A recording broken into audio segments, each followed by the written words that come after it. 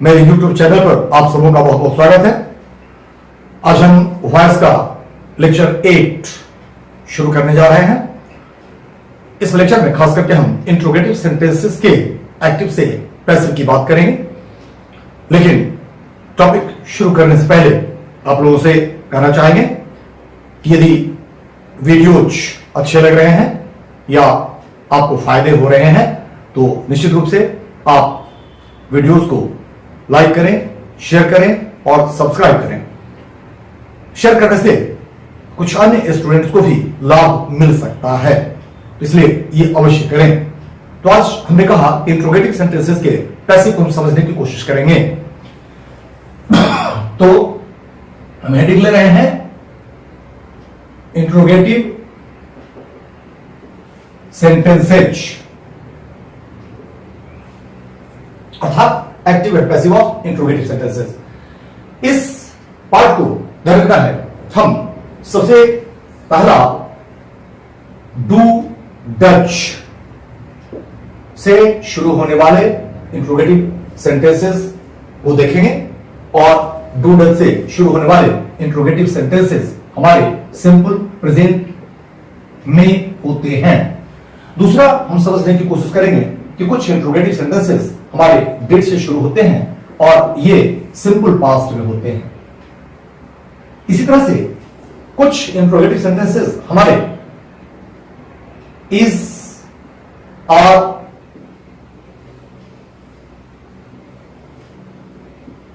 M, was word से शुरू होते हैं।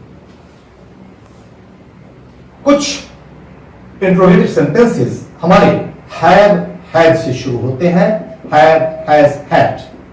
और कुछ इंट्रोगेटिव सेंटेंसेस हमारे मॉडल्स से शुरू होते हैं। तो सहायक क्रियाओं की ये स्थितियां हमको इंट्रोगेटिव सेंटेंसेस में दिखाई पड़ेंगी और इनको फिर हमको एक एक करके समझने की आवश्यकता है। तो ये जो भी क्वेश्चंस हमारे बनेंगे डू, डज, डिड आदि आदि के साथ, इनको हम लोग यस नो क्वेश्चंस कहते हैं। अर्थात इनका जवाब हां या ना में दिया जा सकता है, इसलिए इनको हम लोग कहते हैं यस नो क्वेश्चंस। लेकिन इन पांचों परिस्थितियों में फिर हम एक इंट्रोगेटिव वर्ड का प्रयोग करना चाहते हैं। अर्थात इंट्रोगेटिव वर्ड से शुरू होने वाले क्वेश्चंस को ध्यान रखिएगा, हम लोग कहते हैं WH क्वेश्चंस। तो जैसे व्हेन, वेयर आदि, है ना, तो ये इंट्रोगेटिव वर्ड्स हैं। इनसे यदि हम क्वेश्चंस शुरू करेंगे तो उनको हम लोग WH क्वेश्चंस कहते हैं और इनका जवाब पूरे वाक्य बनाकर आपको देना होता है। जबकि इस तरह के प्रश्नों का जवाब केवल यस या नो में हम लोग दे देते हैं, इसलिए इनको यस नो क्वेश्चंस कहा जाता है, इनको WH क्वेश्चंस कहा जाता है। ये इंट्रोगेटिव वर्ड से शुरू होते हैं। इंट्रोगेटिव वर्ड्स में भी हम दो हालात देखेंगे। एक हालात हम देखेंगे इंट्रोगेटिव वर्ड्स का जिनमें हमको व्हेन, वेयर, व्हाई और हाउ, इन चारों का एक हालात हमको मिलेगा। फिर दूसरी हालात हमको मिल सकती है जिसमें हु, हुम, हुज, व्हिच और व्हाट ये दिखाई पड़ेंगे। तो कुल मिलाकर हम समझने की कोशिश करें तो कुछ परिस्थितियां जो सीधे ऑक्सिलरी वर्ब से शुरू होकर क्वेश्चंस बनाती हैं, तो कुछ परिस्थितियां इंट्रोगेटिव वर्ड से शुरू होकर क्वेश्चंस बनाती हैं। अब इनको हमको थोड़ा समझना पड़ेगा। चलिए सबसे पहले हम डू डज की स्थिति को समझ लेते हैं। डू डज हमने कहा कि सिंपल प्रेजेंट टेंस में इंट्रोगेटिव सेंटेंसेस बनाने में इस्तेमाल होते हैं और इनसे बनने वाले जो वाक्य होते हैं वो एक्टिव वॉइस के वाक्य कहलाते हैं। और जैसे यदि हम एक्टिव वॉइस में कहें कि डज ही प्ले क्रिकेट, क्या वह क्रिकेट खेलता है? डू यू लव सीता, क्या तुम सीता से प्रेम करते हो? क्या तुम सीता से प्यार करते हो? Do you love Sita. अब ये दोनों वाक्य जो है हमारे हैं ये एक्टिव वॉइस के वाक्य हैं। पैसिव के लिए हमको क्या करना पड़ेगा, ध्यान रखना है कि पैसिव में जैसा कि हमने सिंपल प्रेजेंट के पैसिव में आपको बताया था कि सिंपल प्रेजेंट के पैसिव में हमको क्या करना होता है कि डू डज के बदले इस्तेमाल करना होता है इज, आर, एम। और अब जो भी S1 हमारा है ये S1 यहां पे आ जाता है और ये जो मूल क्रिया है ये मूल क्रिया यहां अपने V3 रूप में आ जाती है और तब फिर हम लोग लास्ट में बाय प्लस एजेंट का प्रयोग करते हैं और यहां क्वेश्चन मार्क लगा देते हैं। तो इस तरह से कोई भी एक्टिव वॉइस यदि डू डज से शुरू होता है तो इसका मतलब है कि उसका पैसिव बनाने के लिए हमको इज, आर, एम को बुलाना पड़ेगा और S1 V3 bye plus agent ये प्रयोग करके हम उसका पैसिव बना लेते हैं। अब जैसे फर्स्ट सेंटेंस की हम बात करें, फर्स्ट सेंटेंस में है कि डज ही प्ले क्रिकेट। अब यहां ध्यान दें तो पैसिव यदि हम बनाना चाहते हैं तो क्रिकेट के अनुसार इज, आर, एम में से हमको इज को लेना पड़ेगा और तब कहना पड़ेगा इज क्रिकेट और ये प्ले जो है तीसरा रूप लेकर आ जाएगा तो ये बन जाएगा प्लेट और लास्ट में हम इस्तेमाल करेंगे बाय हिम। तो दोनों में हिंदी वाक्य कैसे बनते हैं तो पहला में है कि क्या वह क्रिकेट खेलता है, पैसिव हो गया इसका, क्या क्रिकेट उसके द्वारा खेला जाता है, is cricket played by him. तो इस तरह से ये इसका आपका पैसिव बन गया। उसी तरह से दूसरा सेंटेंस हम देखें कि डू यू लव सीता, क्या तुम सीता से प्यार करते हो, क्या तुम सीता से प्रेम करते हो। तो अब सीता के लिए फिर हमको लाना पड़ेगा इज को और कहना पड़ेगा कि is Sita loved by you, क्या सीता को तुम्हारे द्वारा प्यार किया जाता है, क्या सीता को तुम्हारे द्वारा प्रेम किया जाता है। तो ये हमारा पैसिव बन जाता है। तो सिंपल प्रेजेंट का इंट्रोगेटिव सेंटेंस का पैसिव बनाने के लिए आपको इज, आर, एम का प्रयोग करना पड़ता है जबकि एक्टिव बनाने के लिए डू डज का प्रयोग करना पड़ता है। इस तरह से सेकंड सिचुएशन हम देख लें सिंपल पास्ट की। तो सिंपल पास्ट की स्थिति क्या होती है हमको दिखाई पड़ेगी कि सिंपल पास्ट में सहायक क्रिया डिड का प्रयोग किया जाता है एक्टिव वॉइस में। तो एक्टिव वॉइस जो हमारा होता है वो डिड से शुरू होता है। जैसे हम कहें कि did she write a letter, क्या उसने एक चिट्ठी लिखी। अब इस सेंटेंस में फिर हम समझने की कोशिश करें तो डिड का प्रयोग है और एक्टिव वॉइस है। पैसिव वॉइस में हम सिंपल पास्ट में आपको बताए हुए हैं कि पैसिव वॉइस सिंपल पास्ट का बनता है तो उसमें बी क्रिया का वाज वेयर रूप इस्तेमाल होता है। फिर यहां S1 के रूप में लेटर ऑब्जेक्ट है ये S1 बन जाता है और ये मूल क्रिया V3 रूप में और उसके बाद लास्ट में बाय प्लस एजेंट का प्रयोग हम करते हैं और यहां क्वेश्चन मार्क दे देते हैं। तो इस तरह से यदि कोई भी सिंपल पास्ट का वाक्य एक्टिव है तो वो डिड के साथ शुरू होता है, पैसिव है तो वाज वर्ब के साथ शुरू होता है। और जैसे इस वाक्य का हम पैसिव बनाना चाहते हैं तो इसका पैसिव क्या बनेगा, अ लेटर S1 है, इसका मतलब उसके लिए यहां वाज आएगा और कहना पड़ेगा कि was a letter written by Sita, क्या एक पत्र सीता के द्वारा लिखा गया है। तो इस तरह से इस वाक्य का पैसिव हमने बनाया और was a letter written by Sita बन गया है ना। तो कोई भी सिंपल पास्ट का एक्टिव आपका डिड से बनता है, पैसिव वाज वर्ब से बनता है। अब चलिए वर्ब का भी एक उदाहरण हम ले लें। जैसे इसी में हम अ लेटर के बदले कर देते two letters. Did Sita right two letters, क्या सीता ने दो पत्र लिखे। अब इसका यदि हम पैसिव बनाना चाहें तो टू लेटर्स हमारा S1 बन जाएगा अर्थात पैसिव का सब्जेक्ट बन जाएगा। तो इसके लिए हमको क्या करना पड़ेगा, इसका यदि हम पैसिव बनाएंगे तो कहना पड़ेगा कि were two letters written by Sita, क्या दो पत्र सीता के द्वारा लिखे गए है ना। तो वाज या वर ये निर्भर करेगा ये पैसिव के सब्जेक्ट पर जिसको हमने डिनोट किया S1 से या इसका नामकरण हमने S1 कर दिया है। तो ये सिंपल पास्ट का सिचुएशन बनता है। तीसरा सिचुएशन जो हमने लिया वो is, are and was verb का लिया जो एक्टिव वॉइस में ऑलरेडी इस्तेमाल हो रहा है। तो यहां हमने देखा कि is, are and was verb passive में इस्तेमाल हो रहा है। जबकि एक्टिव वॉइस में भी is are am was were का प्रयोग हम लोग करते हैं, और खास करके कब करते हैं ये हम आपको बताए हुए हैं। तीसरा सिचुएशन में कि हम लोग कॉन्टिन्यूअस टेंस जब बनाते हैं तब हम लोग इस्तेमाल करते हैं is, are, am, was, were plus V4 का। तो ये प्रेजेंट कॉन्टिन्यूअस यदि हमको बनाना हो तब ये स्थिति हमको बनती है। तो जैसे हम कहें कि active is she writing a letter, क्या वह एक पत्र लिख रही है, तो ये सिंपल प्रेजेंट का वाक्य नहीं रह गया। ये इज का प्रयोग जो हुआ है वो सिंपल प्रेजेंट के पैसिव के लिए नहीं हुआ है बल्कि प्रेजेंट कॉन्टिन्यूअस बनाने के लिए हुआ है। और इस इज के साथ हम नोटिस करें कि राइटिंग V4 इस्तेमाल हो रहा है। इस वाक्य को हम लोग प्रेजेंट कॉन्टिन्यूअस का वाक्य कहेंगे। अब इसका यदि पैसिव बनाना है तो हम आपको बताए हुए हैं कि यदि इज, आर, एम, वाज, वर है,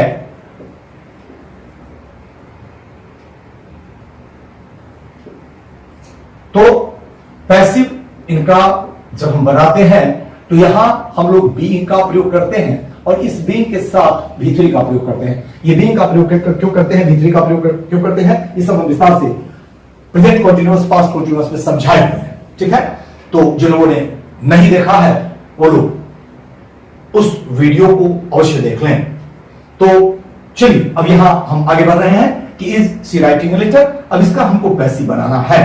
तो सीधी बात है कि जब हम पैसिव बनाते हैं तो हमारा फिर S1 बनेगा अ लेटर, और अ लेटर इज ही लेकर रह जाएगा, अर्थात यहां भी इजी रह जाएगा और कहना पड़ेगा कि इज अ लेटर और अब राइटिंग ध्यान रखना है। इसके लिए हमको क्या इस्तेमाल करना पड़ेगा, being written. Is a letter being written by her,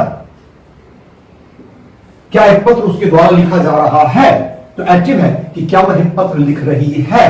passive हो गया कि क्या एक पत्र उसके द्वारा लिखा जा रहा है।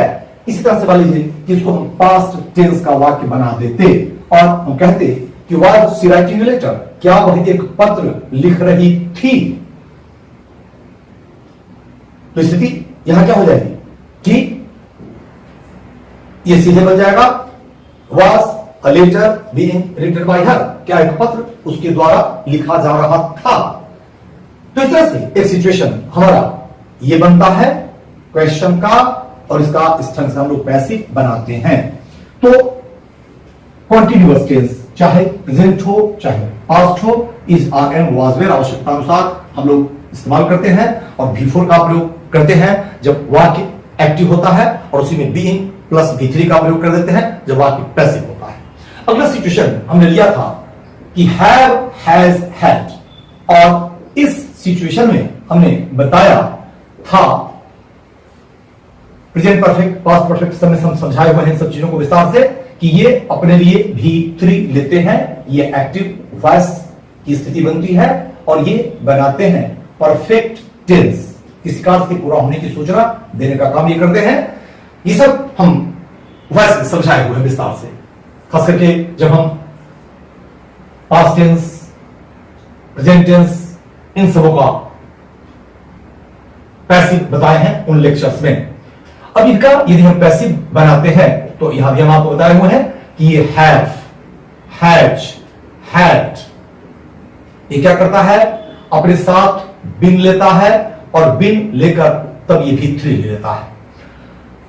अब हमको क्वेश्चन बनाना है तो स्वाभाविक है कि ऑक्सिलरी वर्ब को सब्जेक्ट के पहले रखना पड़ेगा, और एक्टिव वॉइस में सीधे हैव, हैज प्लस V3 दिखाई पड़ेगा, जबकि पैसिव में have, has plus been plus V3 दिखाई पड़ेगा।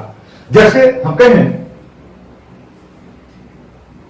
कि has Mohan done all the work, क्या मोहन ने सारा काम कर लिया है, क्या मोहन सारा काम कर चुका है। अब इसका हमको पैसिव बनाना है तो ध्यान रखना है कि all the work, work uncountable noun होता है कार्य या काम के अर्थ में, और इसका अस्तित्व सिंगुलर का होता है। तो स्वाभाविक है कि यदि इसका हम पैसिव बनाना चाहेंगे तो यहां भी हमको हैज को ही रखना पड़ेगा और कहना पड़ेगा कि has all the work been done. By Mohan, और हिंदी मीनिंग इसकी क्या बन जाएगी कि एक्टिव में है कि क्या मोहन सारा काम कर चुका है, और पैसिव हमारा बन गया कि क्या सारा काम मोहन के द्वारा किया जा चुका है। तो इस तरह से जो यहां हैज और डन है इसको हमने बनाया हैज और यहां बना दिया been done, has been done. अब यही पास्ट परफेक्ट का वाक्य होता, अब ये हैज के बदले क्या हो जाता, हैड हो जाता। ये had Mohan done all the work, क्या मोहन सारा काम कर चुका था। अब इसका पैसिव हम बनाएंगे तो क्या बन जाएगा, had all the work been done by Mohan, क्या सारा काम मोहन के द्वारा किया जा चुका था। तो इस तरह से डू डज डिड का प्रयोग इस क्वेश्चन में सब्जेक्ट के पहले active voice, is are am was verb का प्रयोग सब्जेक्ट के पहले एक्टिव वॉइस, और हैव हैज का प्रयोग सब्जेक्ट के पहले एक्टिव वॉइस। अब फिर हम मॉडल्स की बात कर लें तो मॉडल्स की स्थिति क्या हो जाएगी कि कोई भी मॉडल अपने साथ वर्ब का पहला रूप लेता है, यह हम आपको बताए हुए हैं। अब एक्टिव वर्ब फॉर्म यदि मॉडल प्लस V1 है तो हम आपको बताए हुए हैं कि पैसिव इसका क्या बन जाता है, model plus B plus V3, तो कोई भी मॉडल हो, है ना। तो मॉडल प्लस V1 पैसिव बना लेगा model plus B plus V3। जैसे हम कहें कि will you solve this problem, क्या तुम इस समस्या का समाधान करोगे, will you solve this problem. तो ध्यान देना है कि ये विल दिस प्रॉब्लम के लिए भी रह जाएगा, एक्टिव हमारा ये है, और पैसिव जब हम बनाएंगे तो इस विल को एज इट इज हम छोड़ देंगे और इसको अब हम इस वर्ब बना लेंगे अर्थात पैसिव का सब्जेक्ट। तो क्या बन जाएगा, विल दिस प्रॉब्लम, और इस वन के बाद अब हमको इस सॉल्व को पैसिव बनाना है। विल के कारण यहां क्या करना पड़ेगा, बी को लाके तब करना पड़ेगा be solved. Will this problem be solved by you, क्या इस समस्या का समाधान तुम्हारे द्वारा किया जाएगा। तो इस तरह से कि कोई भी मॉडल हो, जैसे हमने यहां विल लिया, मान लीजिए कि विल के बदले आप प्रयोग करना चाहते कि can you solve this problem, क्या तुम इस समस्या का समाधान कर सकते हो, तो पैसे क्या हो जाता, can this problem be solved by you, क्या इस समस्या का समाधान तुम्हारे द्वारा किया जा सकता है। तो कोई भी मॉडल इस्तेमाल कर लीजिए, शुड वुड मे माइट, जो भी इस्तेमाल करना है कीजिए, बराबर इसी ढंग से एक्टिव और पैसिव का हमारा इस्तेमाल होता रहेगा। अब ध्यान देना है कि यदि हम इंट्रोगेटिव वर्ड्स का प्रयोग इनके पहले करना चाहते तो वो आपकी इच्छा पर निर्भर है कि आप ये सुनो क्वेश्चन बनाना चाहते हैं या इंट्रोगेटिव वर्ड के साथ डब्ल्यूएच क्वेश्चन बनाना चाहते हैं। जैसे इसमें से कोई एक उदाहरण हम लेकर के बता देना चाहते हैं कि व्हेन, वेयर, व्हाई और हाउ, इन चारों की एक ही ढंग की स्थिति रहेगी, इनमें से कोई भी सहायक क्रिया का प्रयोग आप कर लें। जैसे हम कहें कि is Sita writing a letter, क्या सीता एक पत्र लिख रही है। अब बल्कि केवल इतनी ही जानकारी हमको लेनी होती कि सीता को पत्र लिखने का काम किसी ने दिया है या खुद उसको लिखना था, वो लिख रही है। अब ये जानकारी हम लेना चाहते हैं तो सीधे हम कहते हैं कि is Sita writing a letter, क्या सीता एक पत्र लिख रही है।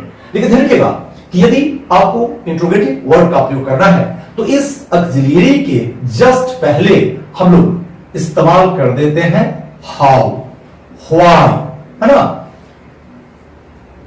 व्हेन, वेयर, है ना, इस आवश्यकता अनुसार हम लोग इस्तेमाल कर देते हैं। तो इसमें चूंकि सीता लिख रही है इसलिए वेयर का तो इसको खत्म हो जाएगा, टाइम इसमें ऑलरेडी प्रेजेंट का दिया हुआ है, लेकिन हम वेयर का प्रयोग कर सकते हैं, है ना।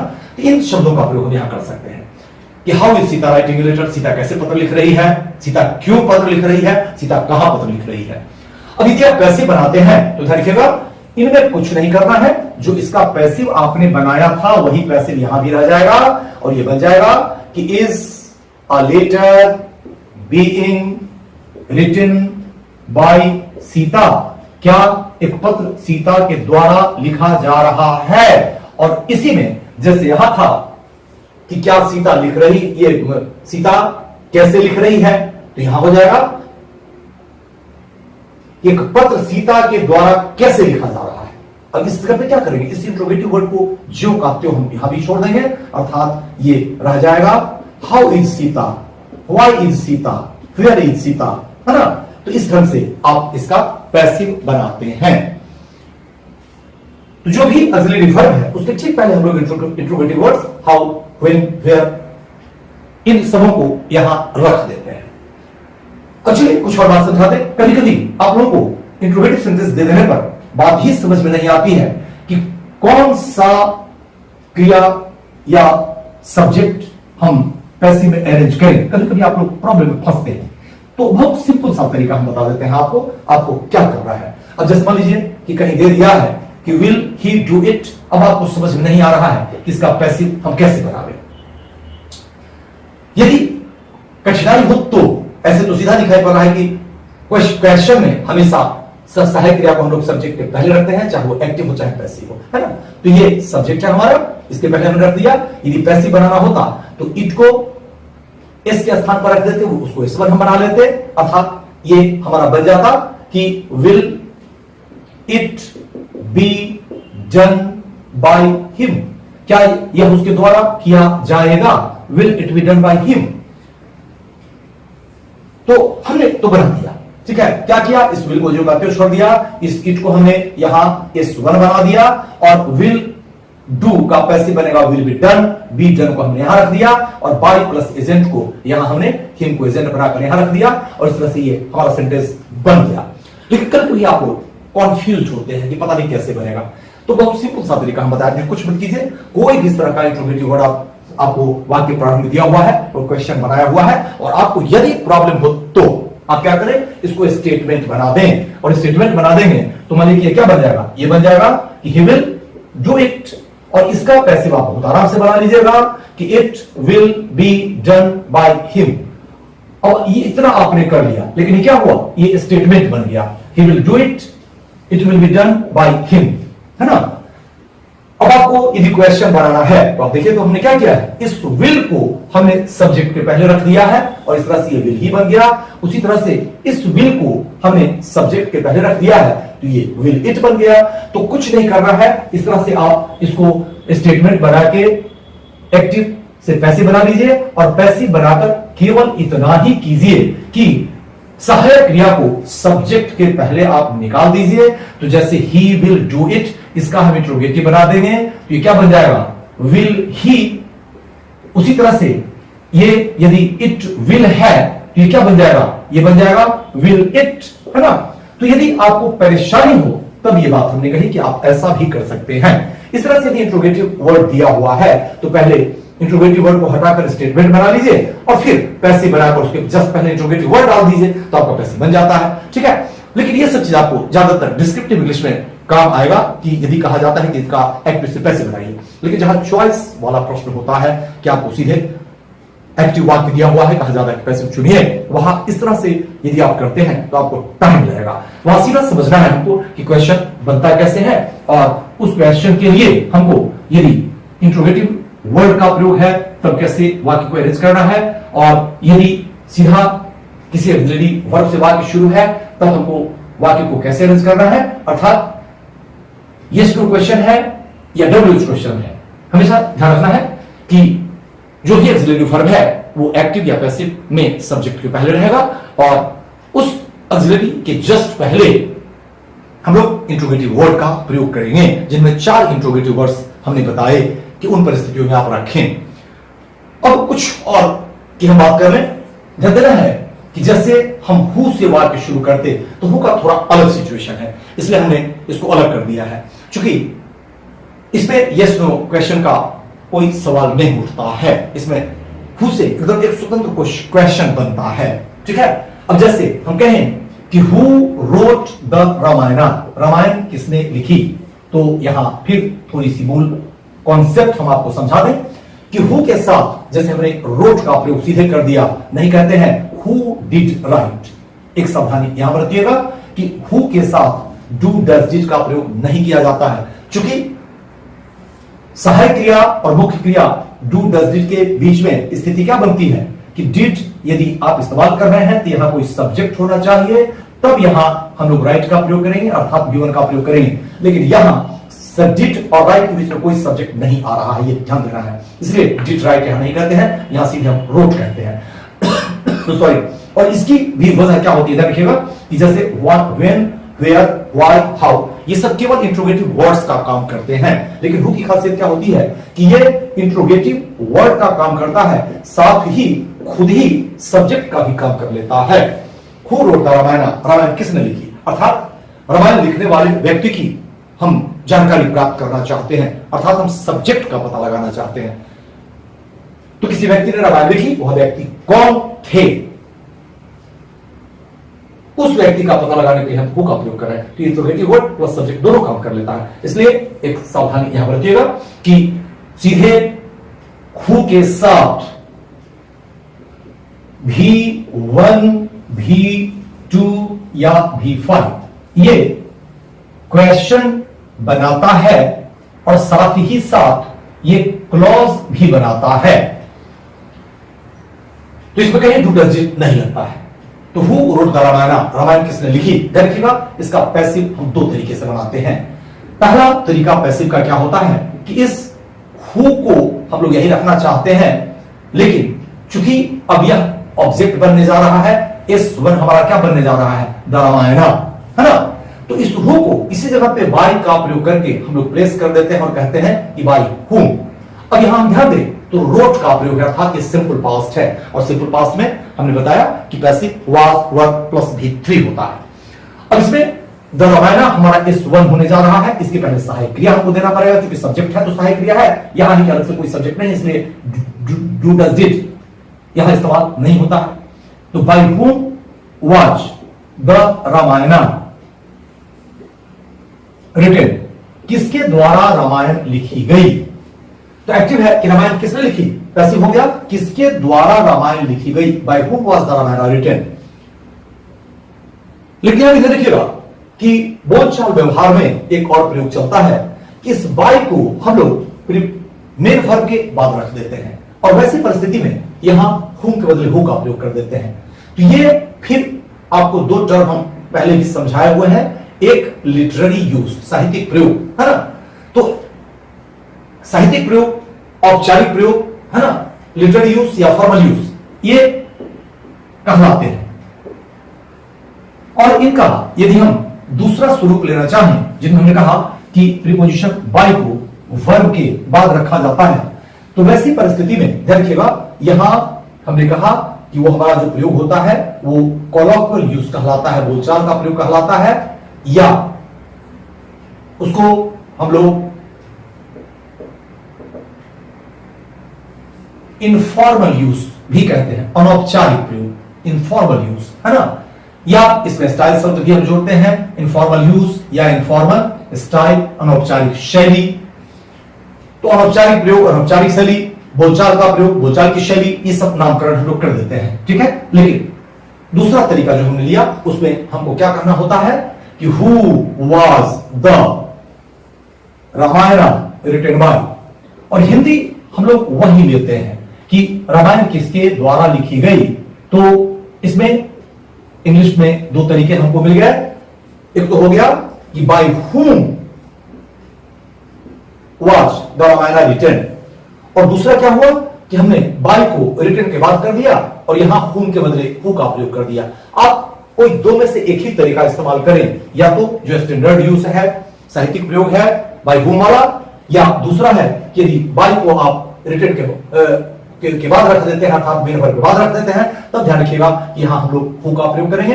अतः यहां बाय हु नहीं कहेंगे, ये सावधानी बरतनी है। तो फिर यहां हम लोग whom was the Ramayana written by, हम लोग यहां ये नहीं कहेंगे। यहां सीधी बात है, या तो हम इस शैली को फॉलो करेंगे या इस शैली को फॉलो करेंगे। तो हु की एक अलग स्थिति है, इसलिए हमने इसको थोड़ा अलग कर दिया। व्हेन, वेयर आदि वाला ग्रुप में हमने इसको नहीं रखा। इस तरह से अब whom को हम समझ ले, whom क्या करेगा, ऑब्जेक्ट का पता लगाएगा, है ना। अब जैसे हम कहें कि whom have you invited, whom have you invited, अब इसको समझिए, whom have you invited, invite करने का काम किसने किया है, यू ने किया है। और ये whom क्या है, ये यहां ऑब्जेक्ट का पता लगाने के लिए इस्तेमाल हो रहा है, अर्थात ये ऑब्जेक्ट का पता लगा रहा है, साथ ही साथ ये इंट्रोगेटिव वर्ड भी है। और इंट्रोगेटिव वर्ड का प्रयोग भी है और ऑब्जेक्ट का पता लगाने के लिए भी है, ये दोनों काम whom खुद कर रहा है। और यू ने किसी को आमंत्रित किया है, हम पता लगाना चाहते हैं कि वह व्यक्ति कौन है जिसको यू ने आमंत्रित किया है। अब ये सेंटेंस यदि हमको दिया जाता है तो इसका पैसिव हम कैसे बनाएंगे, ध्यान रखिएगा। तो एक्टिव है कि whom have you invited, passive इसका क्या हो जाएगा, पैसिव हो जाएगा कि who has been invited by you। ध्यान रखना है कि have you invited, तो have invited का पैसिव क्या बन जाएगा, have been invited, has been invited, है ना। इस तरह से had invited होता तो had been invited। चूंकि हम बताए हुए हैं कि जब have का और V3 के साथ परफेक्ट टेंस है तो इसका प्रयोग हम लोग कैसे करते हैं, पैसिव में have been प्लस V3, ये हमारा पैसिव होता है, ठीक है। तो इस जगह पे हमने who has been invited by you, इस has के साथ यहां been को रखा, चूंकि who फिर अपने बाद कोई सब्जेक्ट नहीं ले रहा है, ये फिर काम क्या कर दिया, इंट्रोगेटिव वर्ड प्लस सब्जेक्ट का पता लगाने का। अतः कहेंगे who has been invited by you, तुम्हारे द्वारा किसे आमंत्रित किया गया है ना। तो जब हम हु से प्रश्न करते हैं तो इसका मतलब है हम सब्जेक्ट का पता लगाते हैं, हुम से प्रश्न करते हैं तो हम ऑब्जेक्ट का पता लगाते हैं। तो इस तरह से हु और हुम दोनों से शुरू होने वाले इंट्रोगेटिव सेंटेंसेस का पैसिव आप बना सकते हैं। सहायक क्रिया किसी भी ग्रुप का हो, किसी भी खंड का हो, है ना, वो काम अब आप कर सकते हैं। व्हाट की स्थिति को हम समझे, व्हाट सब्जेक्ट ऑब्जेक्ट दोनों तरह का काम कर लेता है, अर्थात ये इंट्रोगेटिव वर्ड का काम करता है और सब्जेक्ट का भी पता लगाता है, इंट्रोगेटिव वर्ड का काम करता है, ऑब्जेक्ट का भी पता लगाता है। इसलिए व्हाट की थोड़ी फिर अलग स्थिति हो रही है, इसको भी हम समझ लें। तो व्हाट इंट्रोगेटिव वर्ड और सब्जेक्ट ये दोनों काम कर लेगा। इसका मतलब हुआ कि इसमें भी ध्यान रखना है कि V1, V5, V2 सीधा इस्तेमाल होगा, यहां भी do, does, did plus V1 इस्तेमाल नहीं होगा। What disturbs you, है ना, सीधे कहेंगे। अब इसका यदि हम पैसिव बनाना चाहते हैं तो स्थिति क्या हो जाएगी कि सिंपल प्रेजेंट टेंस का ये वाक्य है और सीधे सेंटेंस हमारा बन जाएगा कि What are you disturbed by? What are you disturbed by? तुम्हें यहां क्या है कि तुम्हें क्या व्यवधान उत्पन्न करता है, पैसिव क्या बन गया कि तुम्हें किस चीज के द्वारा व्यवधान उत्पन्न किया जाता है। What are you disturbed by? ठीक है, तो ये हमारा पैसिव बन गया। डिस्टर्ब, यहां डिस्टर्ब्स है, V5 है, यू के कारण यहां हमको क्या करना पड़ रहा है, इज आर एम से आर को लाना पड़ रहा है और इस डिस्टर्ब्स को यहां डिस्टर्ब V3 रूप करना पड़ रहा है और यू जो है ये हमारा इस 1 हो रहा है। तो what are you disturbed by, ये आपका पैसिव बन जाता है। तो ये हमने कहा कि जब व्हाट खुद सब्जेक्ट का काम करता है तो ऑब्जेक्ट कोई दूसरा व्यक्ति वस्तु होता है ना, लेकिन व्हाट एक और काम कर सकता है, ध्यान रखिएगा, ये इंट्रोगेटिव वर्ड और ऑब्जेक्ट का भी काम कर सकता है। वैसी परिस्थिति में यहां एक सब्जेक्ट हमको दिखाई पड़ेगा और इस जगह पे ऑक्सिलरी और इस जगह पे मेन वर्ब हमको दिखाई पड़ेगा, बाकी जो भी शब्द या शब्द समूह है वो आगे रहेगा। तो व्हाट सब्जेक्ट का काम नहीं कर रहा, ऑब्जेक्ट का काम कर रहा था, ऑब्जेक्ट का पता लगाएगा। अब जैसे हम कहते हैं एक्टिव वॉइस में कि what has Sita bought, Sita ने क्या खरीदा है, व्हाट हैज सीता बॉट। तो इसका मतलब क्या हुआ कि सीता ने कुछ खरीदारी की है और वो कौन सी चीज है जो सीता ने खरीदी है, ये हम पता लगाना चाहते हैं। अब इसका यदि आप पैसिव बनाते हैं तो ध्यान रखिएगा व्हाट एज इट इज रह जाता है और ये फिर प्रेजेंट परफेक्ट का वाक्य है। इसका मतलब कहना पड़ेगा कि what has been bought, what has been bought by Sita, Sita के द्वारा क्या खरीदा गया है, what has been bought by Sita. चूंकि ध्यान देना है कि यहां हम ऑब्जेक्ट का पता लगा रहे हैं और सीता ने कुछ खरीदारी की है और वो कौन सी चीज है ये हम पता लगाना चाहते हैं। तो यहां what has Sita bought, Sita ने क्या खरीदी है, ये ऑब्जेक्ट का पता यहां लगा रहा है, ठीक है। और उसी ऑब्जेक्ट का पता हम यहां लगा रहे हैं कि what has been bought by Sita, किस चीज की खरीदारी सीता के द्वारा की गई है, ठीक है। तो इन दोनों परिस्थितियों में हमने देखा कि व्हाट सब्जेक्ट का भी काम कर सकता है, व्हाट ऑब्जेक्ट का भी काम कर सकता है। इस तरह से एक प्रश्न आपका व्हिच से भी बनता है। तो व्हिच की स्थिति भी थोड़ा आप समझ लें। जैसे हम कहें कि व्हिच पेन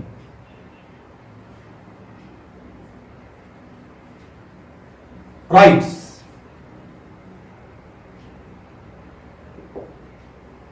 दिस लेटर या दिस टाइप ऑफ लेटर। चलिए थोड़ा सा और हम इसको क्लियर कर दें। This type of letter, which pen writes, कौन सी कलम इस तरह की चिट्ठी लिखती है, कौन सी कलम, और व्हिच पेन राइट्स। अब यहां हम ध्यान दें तो ये फिर क्या काम कर रहा है, सब्जेक्ट का, और ये हमारा वर्ब है और ये हमारा काम कर रहा है ऑब्जेक्ट का। अब इसका यदि हम पैसिव बनाना चाहें तो क्या कहना पड़ेगा कि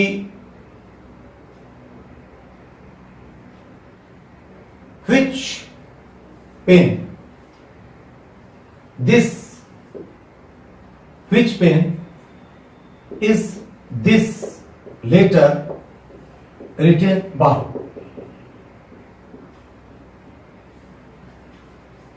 एक प्रयोगी हो सकता है, एक प्रयोग क्या हो सकता है कि बाय विच पेन, किस कलम के द्वारा, is this, sorry type of letter है, इसको थोड़ा ठीक कर दें, this type of letter, which pen is this type of letter written by. तो यहां बाय को हमने वर्ब के बाद रख दिया, जैसा कि हमने आपको बताया है कि ये बोलचाल की शैली है और साहित्यिक शैली है कि by which pen is this type of letter written. तो एक्टिव है कि कौन सी कलम इस तरह की चिट्ठी लिखती है। वैसे क्या हो गया कि कौन सी कलम के द्वारा इस तरह की चिट्ठी लिखी जाती है ना। तो यदि ध्यान दें तो इज है ना, ये हमारी विक्रिया है और यहां पे क्या है, रिटन, ये भी थ्री है, अर्थात ये सिंपल प्रेजेंट का एक्टिव है,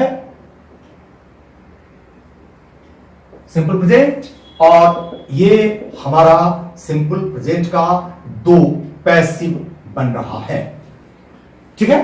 तो इंट्रोगेटिव सेंटेंसेस की जितने भी वैरायटीज आप इस्तेमाल करते हैं उन सबों को एक एक करके हमने क्लियर कर दिया है, ठीक है। और थोड़ी सावधानी से यदि आप काम करें तो कोई भी इंट्रोगेटिव सेंटेंस का पैसिव अब आपको परेशान नहीं करेगा और आप बहुत आराम से इंट्रोगेटिव सेंटेंसेस के पैसिव पर काम कर सकते हैं, ठीक है। तो इस पॉइंट पर हम डिस्कशन समाप्त कर रहे हैं और अगला क्लास हम लोग कुछ और बहुत महत्वपूर्ण चीजों की तरफ लेकर चलेंगे जो आपके एग्जामिनेशन के दृष्टिकोण से बहुत महत्वपूर्ण है। वो एक दो पॉइंट्स हम अगले क्लास में समझाएंगे जिन पर अच्छा खासा प्रॉब्लम्स एरर्स के रूप में, इंप्रूवमेंट के रूप में या चॉइस के लिए दिए जाने वाले प्रश्नों के रूप में दिए जाते हैं। तो उनकी चर्चा भी हम विस्तार से अगले लेक्चर में करेंगे। तो आज इस लेक्चर को समाप्त करना चाहेंगे, लेकिन पुनः एक बार फिर कहेंगे कि वीडियोज यदि आपको फायदा पहुंचा रहे हो तो आप फायदा लें, आप लाइक करें जिससे हमको पता लगे कि आप वास्तव में अच्छा फील कर रहे हैं। सब्सक्राइब करें ताकि जो वीडियोज इस पर आएंगे वो आप देख पाएंगे, और शेयर करें ताकि अन्य स्टूडेंट्स भी लाभान्वित हो सकें। तो ठीक है, आज यहीं तक। बहुत बहुत थैंक्स।